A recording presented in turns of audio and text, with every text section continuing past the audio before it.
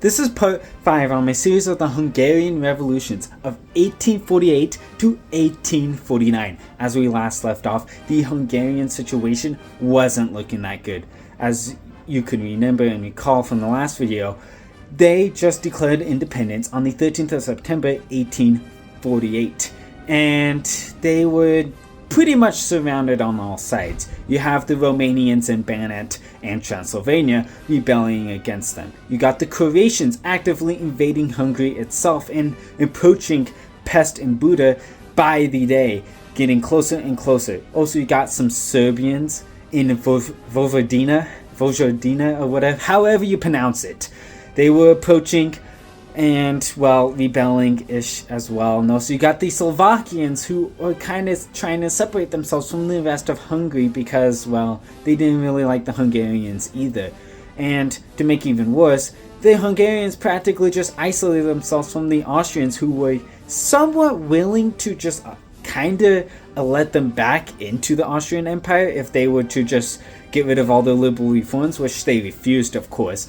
But now that they declared independence, there was no going back. They were put on this path of independence and they couldn't go back anymore, and under any circumstance, as now the Austrians were raising armies to go invade Hungary itself. As some more conservatives would realize in Hungary itself going into October, there really was no chance of remending these lost relations with the Austrians and the fellow minorities within the crowned lands of St. Stephen, as they were called.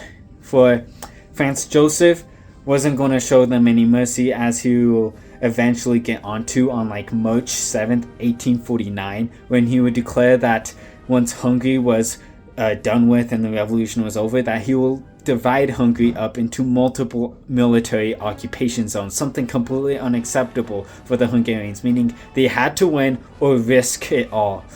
Thus, they would quickly make an army, as the army was practically nothing. So they would quickly raise an army and then go and approach the Slovakians.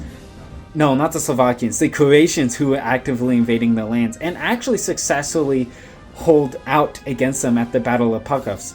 For although this battle, according to Wikipedia at least, was indecisive, I've seen some other sources that have claimed it to be a Hungarian victory, of which I guess you could say it was a Hungarian victory, as after the battle, the Croatians withdrew from the battlefield and would create a ceasefire with the Hungarians.